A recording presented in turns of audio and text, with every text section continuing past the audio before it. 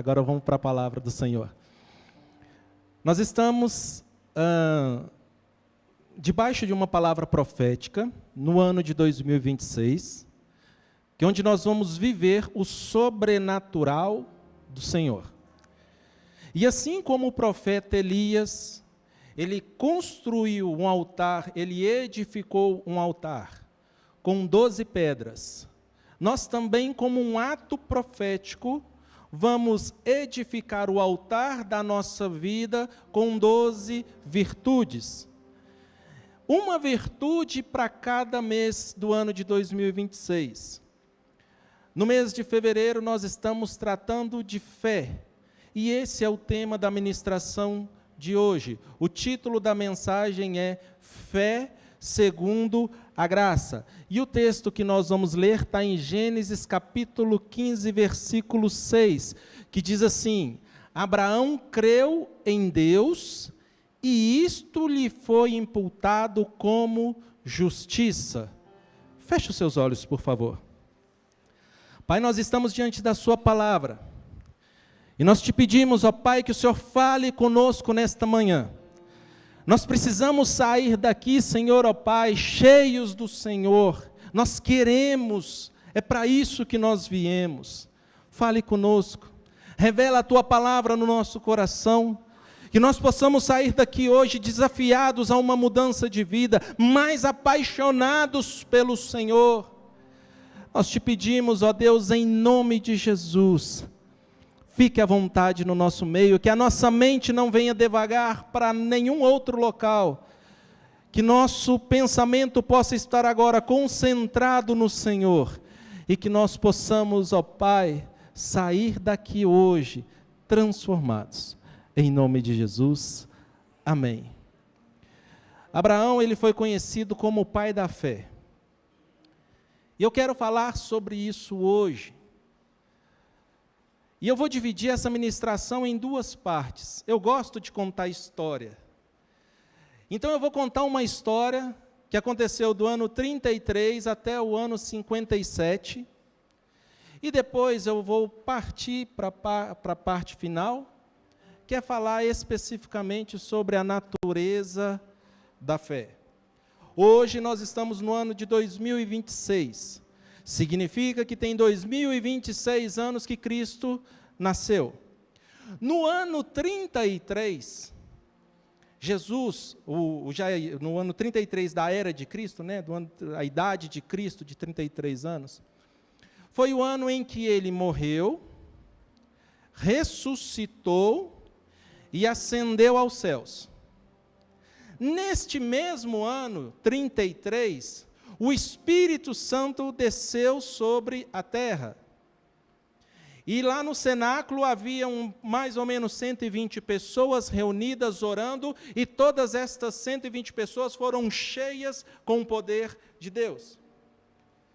Os 12 discípulos estavam ali, e quando então eles receberam o Espírito Santo, eles se tornaram apóstolos, implantadores de igreja. O ministério deles começou a partir daquele momento em que eles receberam o Espírito Santo. Mas não só os 12 que estavam ali, todos aqueles que estavam junto no momento da descida do Espírito Santo, tiveram a sua vida impactada, a sua vida transformada.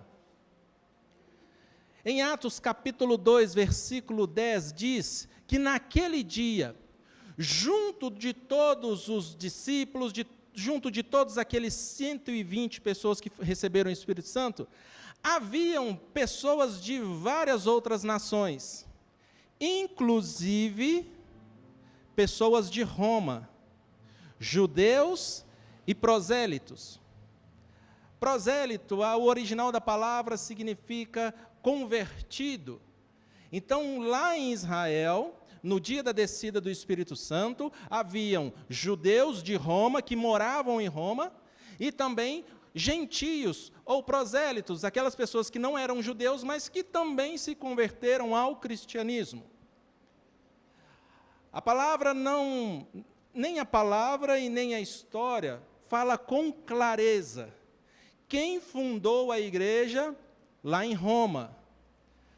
Mas com base nesse texto, se chega à conclusão que quem fundou a igreja em Roma foram esses irmãos, esses cristãos, esses judeus que receberam e que participaram daquele momento do batismo do Espírito Santo lá em Jerusalém. A igreja de Roma, então, ela tem um início, da mesma forma que a igreja da Judéia, que a igreja de Samaria, que a igreja das regiões onde Paulo pregou. A igreja, o cristianismo, a pregação da palavra, começou ali, naquela descida do Espírito Santo. Primeiro em Jerusalém e depois se espalhou para o restante da terra. Isso no ano de 33. No ano de 49, Roma era governada por um imperador chamado Cláudio. E lá em Roma, o cristianismo, a igreja de Cristo, ela já estava muito em evidência, ela estava muito forte. Só que sempre havia um conflito entre o Império Romano e a igreja. Por quê? Porque Roma colocavam os seus imperadores como semideuses. Eles queriam que os romanos adorassem aos imperadores como se fosse Deus, e os cristãos diziam não, adorar somente a Cristo, adorar somente a Jesus. E isso foi causando confusão até que no ano 49, o imperador Cláudio decreta que todo o judeu deveria ser expulso de Roma. Todos os judeus, então, saíram. Mas e agora? E a igreja? Quem cuidava, a liderança da igreja estava com os judeus. Os líderes agora estão sendo expulsos de Roma, e como que vai ficar a igreja? A igreja que já tinha mais ou menos 16 anos, que já estava bem estruturada, em crescimento. Quem cuidaria da igreja de Roma, se os judeus estavam sendo expulsos de lá? Há uns dias atrás, nós participamos de um momento com Deus, e nesse momento nós tivemos uma dinâmica. E nessa dinâmica foi feita uma pergunta: e se eu faltasse 30 dias no culto? Foi proposto para nós esse tema, e nós debatemos, e foi uma construção muito positiva. E no grupo onde eu estava, eu sugeri um outro pensamento. E se eu estivesse na igreja, no momento em que você faltasse durante 30 dias? Assim estava a igreja de Roma. A liderança foi expulsa. E a igreja, o que faria? No domingo passado à noite, a pastora ministrou aqui, e ela falou algo bem próximo desse pensamento. E ela disse: e se dependesse de você e de mim para que essa porta fosse aberta? Ela abriria ou ficaria fechada? E se dependesse de nós?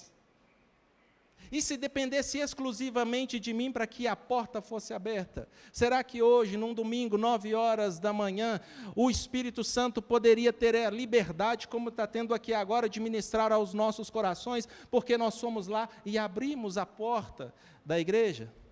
Jesus, ele disse que a obra dele carece de trabalhadores, e que nós deveríamos orar ao Senhor para que ele levantasse mais trabalhadores. Mas não pode ser trabalhador de qualquer jeito. A obra do Senhor, ela não está capenga. Ela necessita de pessoas, mas ela não está capenga. O dono da igreja ainda está aqui, da mesma maneira que o dono da igreja esteve lá com Roma, quando os judeus e a liderança saiu. A obra é do Senhor e nada pode parar ela de crescer. Mas não pode ser de qualquer jeito. O apóstolo Paulo, ele disse para Timóteo: olha, Timóteo, procura apresentar ao Senhor como um obreiro aprovado, como um obreiro que maneja bem a palavra do Senhor, que não tem do que se envergonhar. Como eu posso manejar bem a palavra do Senhor, Se eu só abro ela aos domingos, uma vez por semana. E a gente aqui na nossa igreja, nós ainda temos o telão. Aí às vezes a gente nem abre a Bíblia, porque eu sei que eu vou acompanhar o que está escrito pela tela. Como eu posso manejar bem essa palavra? Se eu abro ela apenas uma vez por semana. Quando Deus substituiu Moisés e deu a Josué a ordem, o privilégio de conduzir o povo para poder entrar na terra prometida, ele disse assim: não se aparte da tua boca o livro desta lei, antes medita nela de dia e de noite. Então assim você fará prosperar o seu caminho e serás bem-sucedido. Deus estava falando que o segredo do sucesso estava em nós meditarmos sobre a lei, sobre a palavra de Deus. Eita, que eu passei foi muito aqui agora. Aí. Ele estava nos orientando que nós deveríamos meditar nisso aqui, de dia e de noite, para nós alcançarmos um coração agradável ao Senhor. Um pouquinho antes de Moisés morrer, ele deixou escrito lá em Deuteronômio capítulo 6, o seguinte: olha, pega a Bíblia, pega a lei, amarra ela na sua mão, porque onde é que você estiver andando, a sua mão vai estar na sua frente e você vai estar lendo a lei. Ele também disse: pega a lei e amarra ela na sua testa, porque ela vai ficar de frente dos seus olhos. E por onde quer que o seu nariz apontar, os seus olhos vão passar primeiro pela palavra do Senhor. E ele disse: ensina essa palavra aos seus filhos, quando você estiver andando no caminho, sentando para almoçar, para jantar, deitando para dormir, na sua casa escreva nos umbrais das portas a palavra do Senhor, para que todos eles possam ver, para que todos eles possam conhecer esta palavra. Vou repetir o que eu disse agora há pouco: a obra do Senhor necessita de pessoas, necessita de mais obreiros, mas ela não está capenga e não é de qualquer jeito. Um dia o profeta Isaías entrou na igreja. Como ele sempre fazia, ele foi no templo.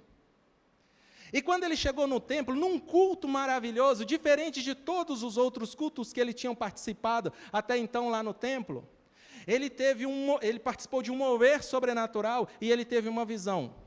E nessa visão, o profeta Isaías, ele viu o Senhor num alto e sublime trono. E o manto do Senhor enchia e cobria todo o templo, enchia toda a casa. E nesse momento, Isaías disse assim: ah, meu Deus do céu, eu vou morrer, porque eu sou pecador, e eu estou vendo a glória e a presença do Senhor neste lugar. A presença do Senhor, a glória do Senhor, a santidade do Senhor revela o nosso pecado, revela os nossos erros, expõe a nossa nudez. Foi o que aconteceu com Adão e Eva quando eles estavam lá no jardim do Éden. Quando eles ouviram a voz do Senhor, eles fugiram e esconderam porque tiveram medo, porque descobriram, tinham a consciência da nudez que eles tinham. Enquanto nós nos aproximamos do Senhor, e nós vemos que a glória dele está tão distante de nós por conta dos nossos pecados, dos nossos erros, a primeira coisa que vem à nossa cabeça, e isso é geral, é para todas as pessoas: eu não mereço estar aqui, eu não devo estar aqui, eu não vou voltar aqui, eu não vou ficar aqui. E foi o que Isaías disse: ai de mim, eu vou morrer, porque eu vi a glória do Senhor. Mas a palavra diz que naquele instante, um serafim voou até o trono do Senhor, pegou uma brasa e tocou os lábios de Isaías. E disse: Isaías, você disse que você é um homem de lábios impuros, que habita no meio de homens que também têm os lábios impuros. A partir deste momento eu estou purificando a sua vida. A partir desse momento eu estou purificando os seus lábios. O fogo do Senhor veio e purificou a vida de Isaías. E não só purificou, mas disse: os seus pecados estão perdoados. O fogo do Espírito Santo faz isso com você e comigo. Ele nos purifica dos nossos erros, Ele nos purifica das nossas iniquidades, Ele nos purifica dos nossos pecados, Ele perdoa os nossos pecados.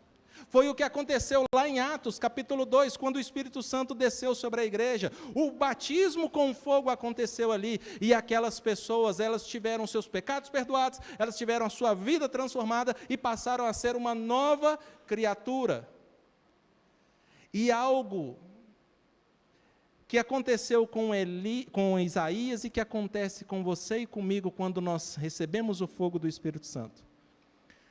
A partir daquele momento, o texto que está ali no versículo 8, depois disso, eu ouvi a voz do Senhor. Às vezes nós entramos na igreja, nós frequentamos os cultos, nós assistimos lives, mas nós não sentimos a presença do Senhor, ou talvez nós não ouvimos Deus como nós queríamos. Achamos que estamos distantes de Deus. Mas a partir do momento em que nós recebemos o batismo com fogo, o batismo com o Espírito Santo, nós passamos a ouvir o coração de Deus, nós passamos a ouvir a voz de Deus, e o coração dele pulsa por almas, almas, almas, almas, e nós começamos então a ouvir a voz do Senhor, e nós também pulsamos nessa mesma sintonia, almas, almas, almas. E quando Isaías recebeu esse dom, recebeu esse batismo com o Espírito Santo, com o fogo do Espírito do Senhor, ele ouviu Deus falando: olha, a obra, ela é grande, mas são poucos os obreiros, a quem nós vamos enviar? Depois do batismo com fogo, Isaías conseguiu ouvir isso da boca de Deus, e ele diz: eis-me aqui, eu estou aqui, Senhor, envia-me a mim. A igreja de Roma estava nessa situação, perdeu a sua liderança, mas os cristãos que estavam ali, estavam cheios do Espírito Santo, estavam cheios do poder de Deus, e eles disseram: eis-nos aqui. Se talvez fizesse essa pergunta para ele: e se faltar 30 dias uma liderança? Eu estou aqui.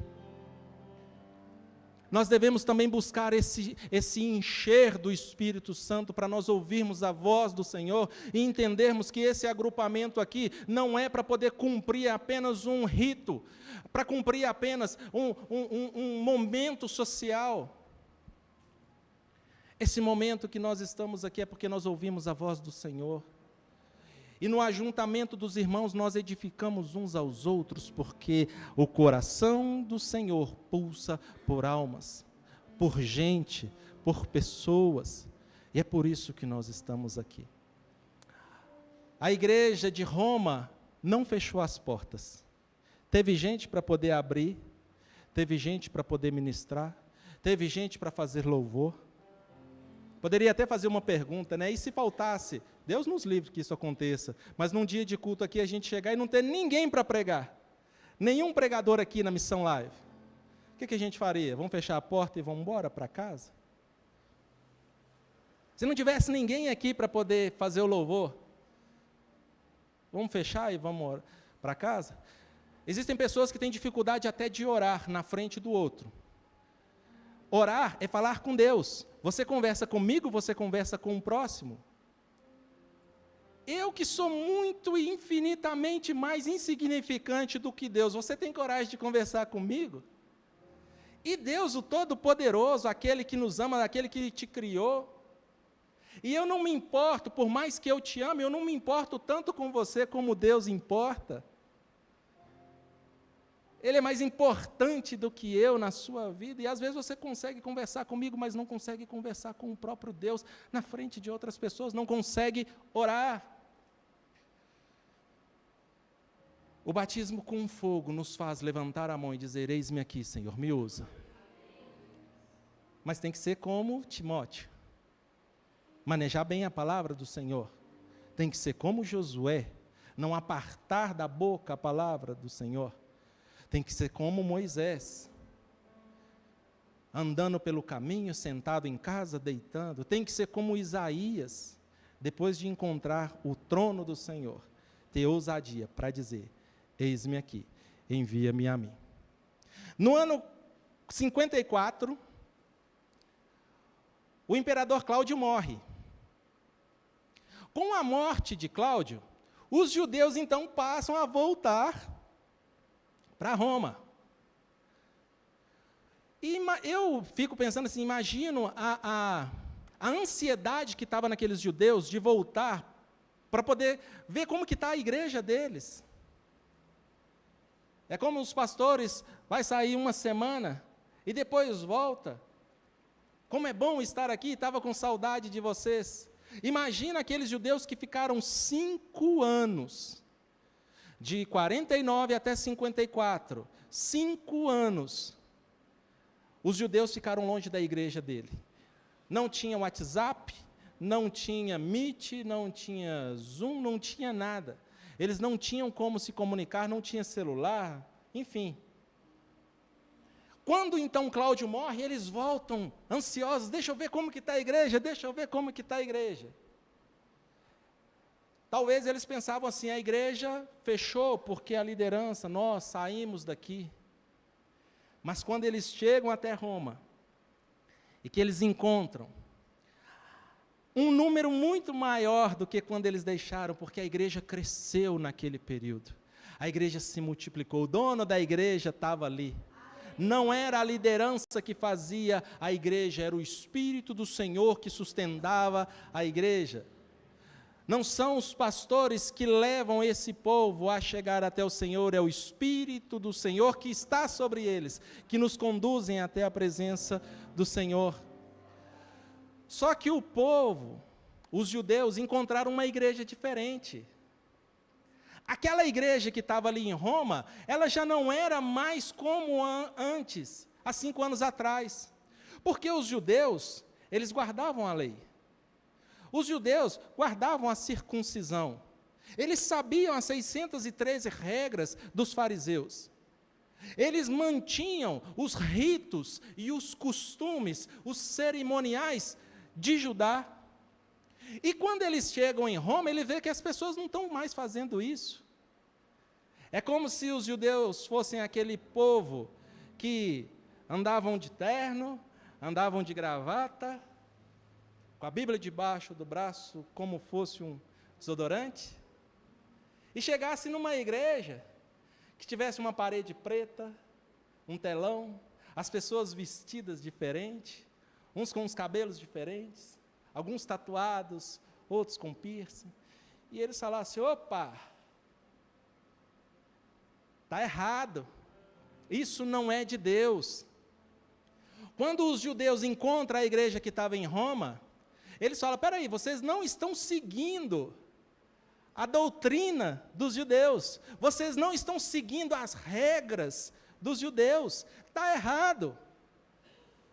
Mas aí aquela igreja que estava lá, os gentios, fala para os judeus assim: olha, quando vocês não estavam aqui, nós batizamos nas águas, nós batizamos no Espírito Santo, nós tivemos revelação do Senhor, independente da lei, independente do rito, porque nós acreditamos. Vocês vêm da tradição dos judeus, mas nós conhecemos Deus através de Jesus. Então nós focamos a nossa energia, focamos a nossa adoração de Jesus para frente. Vocês guardam Jesus para trás, a lei para trás. Mas nós, pelo simples fato de crermos no nome do Senhor Jesus, nós estamos vivendo o cristianismo. Nós não precisamos do rito, nós precisamos da fé. Aqui na nossa igreja nós temos rito. Todos os cultos que nós participamos aqui, ele começa com alguém lendo um texto, fazendo uma oração, daqui a pouco vem o louvor, depois do louvor chama-se as crianças, vê quem é visitante, começa a palavra, termina a palavra, ora-se pelas ofertas, termina as ofertas, lê a agenda, termina o culto e nós vamos para casa. Isso é um rito. O que os judeus estavam dizendo, olha, você, para chegar até o Senhor, você precisa seguir esse rito. Você precisa participar desse rito. Você precisa estar nesse rito. Mas teve alguém que disse ali, olha, eu estou no rito. Eu até venho. Eu até estou aqui. Mas não é o rito que me leva ao Senhor. O que me leva ao Senhor é a minha fé. A palavra que nós estamos falando neste mês de fevereiro. É a fé que me faz chegar até o Senhor. Não é a igreja, não é o rito. Ele é importante. Eu já vou até dar um spoiler, se Deus permitir, nos der condição, vida e saúde, semana que vem eu vou ministrar uma palavra sobre obediência, que é o tema do próximo mês. E algo que Tiago fala e que o pastor Benedito muito bem disse aqui na pregação de quarta-feira passada, a respeito de Tiago, falando da importância das obras. Eu vou falar sobre isso, da obediência. Mas não são os ritos que nos vão fazer chegar até Deus. Se nós chegarmos até Deus, nós vamos praticar o rito. Mas ficou aquela guerra entre os dois. Então, no ano 57 da era cristã, 3 anos depois que os judeus começaram a voltar para Roma, no ano 57, o apóstolo Paulo escreve uma carta aos romanos. Então, o 6º livro do Novo Testamento, a 6ª carta do Novo Testamento, Mateus, Marcos, Lucas, João, Atos, Romanos, essa carta de Paulo à igreja de Roma, ela vem para poder apaziguar essa discussão que havia entre judeus e gentios, a respeito de como eu devo adorar ao Senhor.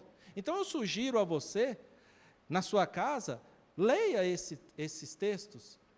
Você vai ver que o apóstolo Paulo dá orientações práticas nessa carta, de como deve ser a adoração, se é pelos ritos, se é pela lei, ou se é pela fé.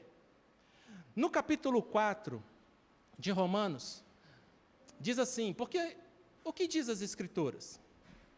Creu Abraão em Deus, e isso lhe foi imputado por justiça. É o texto que nós lemos agora há pouco, de Gênesis 15, capítulo 6, versículo 6. Paulo aqui está repetindo aquilo que tinha sido escrito lá atrás. Ora, versículo 4, aquele que faz qualquer obra, não lhe é imputado o galardão segundo a graça, mas segundo a dívida. O que o apóstolo Paulo está falando? Se a igreja de Roma, os cristãos que estavam lá, que não eram judeus, se eles só poderiam chegar até o Senhor se fosse por meio da lei, se fosse por meio do rito, o que eles receberiam como galardão não seria da graça, seria pagamento de salário. Seria, porque eu fiz. Eu recebi porque eu fui na igreja. Eu recebi porque na hora que mandaram levantar as mãos no louvor, eu levantei. Eu recebi porque na hora de colher os dízimos e as ofertas, eu fui lá e depositei. Isso tudo são coisas que nós fazemos. Isso é rito, e isso não atrai a graça do Senhor para as nossas vidas. É importante? É, mas não é isso o fundamental. E aí o apóstolo Paulo está dizendo, orientando a igreja, olha, se você receber o retorno de Deus por conta daquilo que você fez, isso não é graça. Deus então está te devendo. Porque você fez, ele tem que ir lá e te pagar. Versículo 5, mas há aquele que não pratica, mas crê, naquele que justifica o ímpio, a sua fé lhe será imputada como justiça. A obra de Cristo está pronta, eu não preciso fazê-la novamente.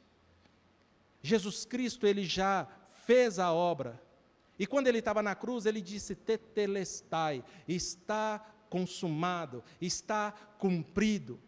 Você e eu não precisamos fazer mais nada. Para chegar ao Senhor, nós não precisamos fazer mais nada, porque Cristo fez por nós. O que nós precisamos agora é aceitar o que Ele fez por nós. Não é a minha força, não é o que eu faço, é o que o Senhor fez por mim. Romanos 4,19. E não enfraquecendo na fé, não atentou para o seu próprio corpo já adormecido, pois era de quase 100 anos de idade, nem tampouco para o amortecimento do ventre de Sara. O apóstolo Paulo ainda está falando de Abraão, o pai da fé. Que Abraão, quando ouviu a voz do Senhor, e Deus disse para ele: eu vou fazer de você uma grande nação. Abraão creu. Abraão não tinha feito uma igreja, Abraão não tinha ido em culto, Abraão não tinha feito nada para que pudesse merecer o favor do Senhor. Por isso que ele é o pai da fé, porque quando Deus disse para ele: eu vou te fazer uma grande nação, ele acreditou. Quando ele ouviu a voz do Senhor, ele creu. E isto foi imputado como justiça. Não foi as obras, não foi nada que ele tivesse feito, e sim o simples fato dele crer em Deus, crer na palavra do Senhor, foi imputado para ele por justiça. Ele já era velho, mas tem velhos que ainda têm filhos, mas a esposa dele era estéril. Então ele creu contra a esperança. A esperança não dava expectativa para ele, mas ele creu no Deus que fez a promessa. Versículo 20, não duvidou da promessa de Deus, por incredulidade, mas foi fortalecido na fé, dando glória a Deus. E estando certíssimo, com confiança, crendo e não duvidando, do que o que ele tinha prometido, ele também era poderoso para fazer. Então, o apóstolo Paulo está dizendo para a igreja de Roma, que entre a lei e a fé, o importante é a fé. Em Atos capítulo 15, os judeus, e Paulo estava no meio disso, os apóstolos se reúnem lá em Jerusalém, e eles fazem o concílio de Jerusalém para definir se os cristãos deveriam ou não seguir a lei. E ali foi definido que não, para que se achegar até a Deus, bastaria apenas a fé, não se precisaria da lei. É por isso que hoje nós não andamos com quipar, não andamos com as vestimentas dos judeus, não mantemos os ritos que existem hoje no judaísmo. Existem pessoas que seguem essa tradição e está tudo bem. Não tem problema eles seguirem isso. Mas o que os apóstolos nos ensinaram é que para eu chegar até Deus, eu dependo única e exclusivamente da minha fé. Não é o que eu vou fazer aqui na igreja. Não é o que eu faço. É o que eu creio. É como eu acredito. Abraão não gerou a fé. A obra não gerou a fé. A obra revelou a fé. Entendi isso? A obra que a gente faz, o rito que a gente faz, não gera fé. Mas quando a gente tem fé, a gente começa a ter obras. Então as nossas obras, os nossos ritos, os nossos costumes para o Senhor, ele revela a fé que nós temos. O apóstolo Paulo estava combatendo a ideia dos cristãos, dos judeus que estavam lá em Roma, assim: eu me salvo por aquilo que eu faço. Não é pela lei, não é por aquilo que você faz. A fé, ela não vem por obras. É um dom de Deus. É de graça. Não vem de nós para que ninguém se glorie. Então a fé vem por Deus. Ele que nos dá antes de nós fazermos. E o spoiler que eu disse, Tiago combateu a ideia assim: eu sou salvo, então eu não preciso fazer nada. Eu já sou salvo, não preciso ir na igreja. Eu sou salvo, não preciso devolver dízimo. Eu sou salvo, não preciso amar o próximo como a mim mesmo e suportar ele. Já sou salvo. Tanto Paulo quanto Tiago combateram essa ideia. Os dois estão juntos na mesma opinião, no mesmo pensamento. E aqui eu passo para a parte final dessa ministração. Eu contei uma história, o que aconteceu do ano 33 até o ano 57, e sobre o livro de Romanos. E eu espero que da próxima vez que você pegar a Bíblia, que você olhar o livro de Romanos, você venha lembrar dessa história que eu acabei de contar.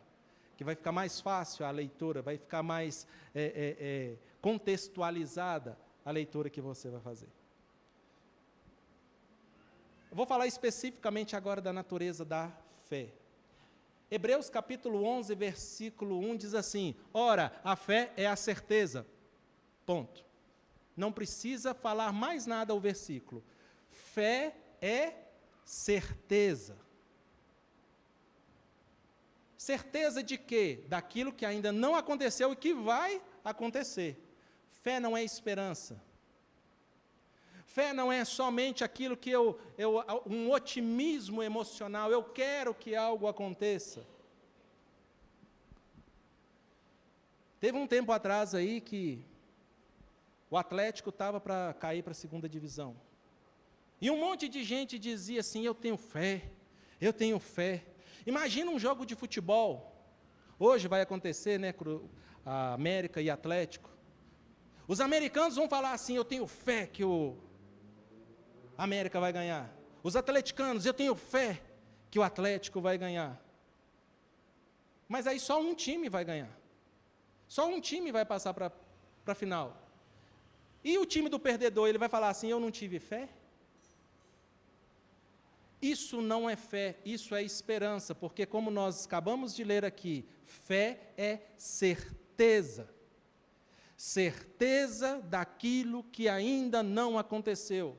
Como é que eu posso ter certeza? Se eu não prevejo o futuro. Eu vou compartilhar com você uma coisa íntima.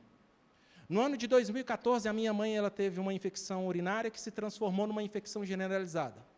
E num dos dias eu fui chamado lá no hospital e fui, a enfermeira me entregou a roupa, o óculos, a aliança, o anel, o relógio, falou, espera que o médico vai conversar com você. Daqui a pouco o médico chega e fala comigo, olha, a sua mãe está com uma gravidade e a chance de sobrevida dela é de 5%.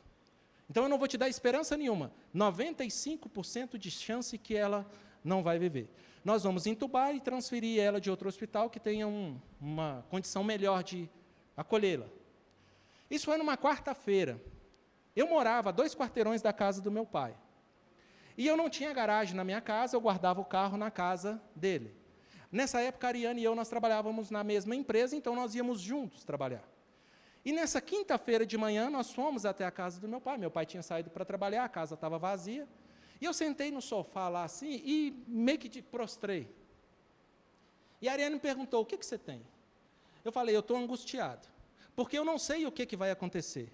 Eu não sei se eu tenho que orar para Deus curar a minha mãe, ou se eu tenho que orar para Deus confortar o meu coração, porque Ele vai levar ela. E Deus usou a Ariane para poder falar comigo, e eu senti o Espírito Santo falando no meu coração através da boca dela. A boca era dela, mas a palavra era de Deus, a voz era de Deus. E ela disse assim, olha, aquelas pessoas que são justificadas pelo Senhor têm uma promessa, que veriam os filhos dos filhos. A sua mãe muito quer ver um neto. Nós ainda não temos filho, seu irmão ainda não tem filho. Então eu creio que ela não vai morrer nesse período. E aquela palavra, naquele momento, me trouxe certeza.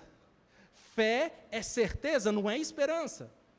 E a partir daquele momento eu falei, então eu creio que agora eu sei o que eu tenho que orar. Eu tenho que orar para Deus curar ela. Eu tenho que orar para Deus poder tirar ela daquele CTI, tirar ela daquele coma induzido, tirar ela daquela traqueostomia.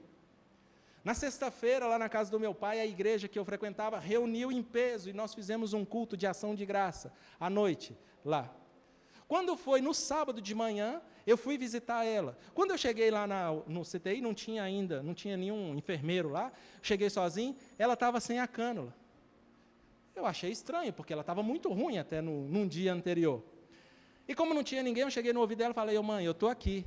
Ela foi e balançou a cabeça assim. A senhora está entendendo? Eu assustei. A senhora está entendendo o que eu estou falando? Ela está. Porque ela ainda estava meio grogue, voltando da sedação.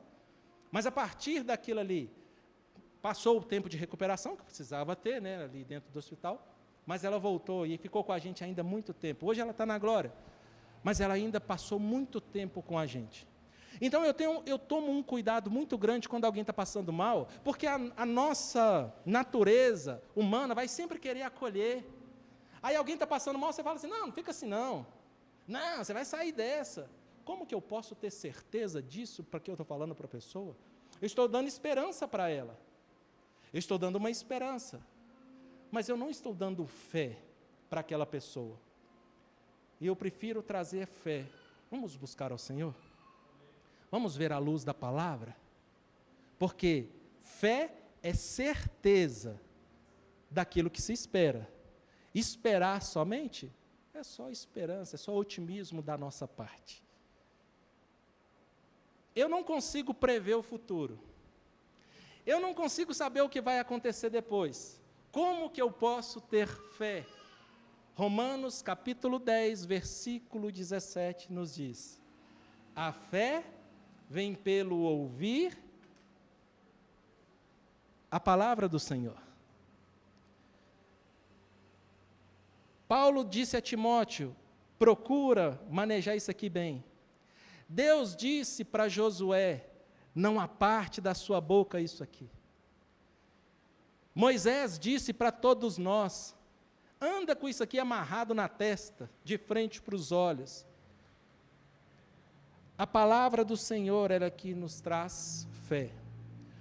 O que me trouxe fé nesse exemplo que eu acabei de citar da vida pessoal, foi a palavra do Senhor que eu senti no meu coração. E Deus pode falar com a gente de várias formas. Um pastor que eu conheço, ele costuma dizer que até na carroça que passa carregando o entulho, às vezes tem escrito lá, Jesus te ama. Até na carroça a gente vê a pregação, ouve a palavra do Senhor. Em qualquer lugar que estivermos, o Senhor vai falar conosco através da ministração. A pastora sempre diz aqui que Deus não faz nada sem antes revelar aos seus profetas o que Ele vai fazer. É através da pregação, é através de uma revelação, é através de um sonho, é através de uma canção, é através de uma intuição. Tem muita gente que está igual Samuel, está ouvindo a voz de Deus e não está reconhecendo, não está entendendo o que é. Não é intuição, é o Espírito Santo com zelo, cuidando de você. Ouça a voz do Senhor. Resumindo então, nesse primeiro culto de domingo pela manhã na Missão Live, a ministração é sobre fé. Fé é certeza daquilo que ainda não aconteceu. E você só pode ter certeza daquilo que ainda não aconteceu se Deus revelar para você e para mim. Para isso eu preciso me aproximar de Deus, porque somente com o meu rosto deitado no colo do Senhor, no peito do Senhor, eu vou conseguir escutar o coração dEle e a voz dEle, o que Ele tem para falar comigo. Feche os seus olhos. Pai, da mesma forma que o Senhor falou comigo, eu compartilhei a palavra do Senhor com os meus irmãos. Aonde eu não consegui chegar com a retórica, com a interpretação de texto, com o meu jeito de falar, aonde eu não consigo, Senhor, ó Pai, falar através dos recursos humanos, eu te peço que o Teu Espírito Santo possa revelar esta palavra para os meus irmãos. Que não seja somente a letra, mas que haja o rema, e que esta revelação possa causar impacto da mesma forma que causou em mim um impacto positivo. E que nós possamos sair daqui hoje na certeza que o Senhor falou conosco, que o Senhor trouxe fé ao nosso coração, não só esperança, mas o Senhor trouxe fé, certeza da esperança.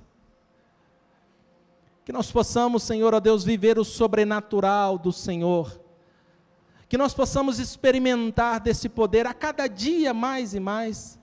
Existem pessoas aqui que já vivem do sobrenatural, que já experimentaram o sobrenatural, mas existem também, Senhor, ó Deus, pessoas que nunca experimentaram, e existem também aqueles, Senhor, ó Pai, que experimentaram há tanto tempo, e já não sentem mais do poder, da unção do Senhor. E é para todos nós que eu oro, para que nós possamos, Senhor, ó Deus, sair daqui com essa palavra guardada no nosso coração e que venha fazer diferença na nossa vida. Em nome de Jesus, amém.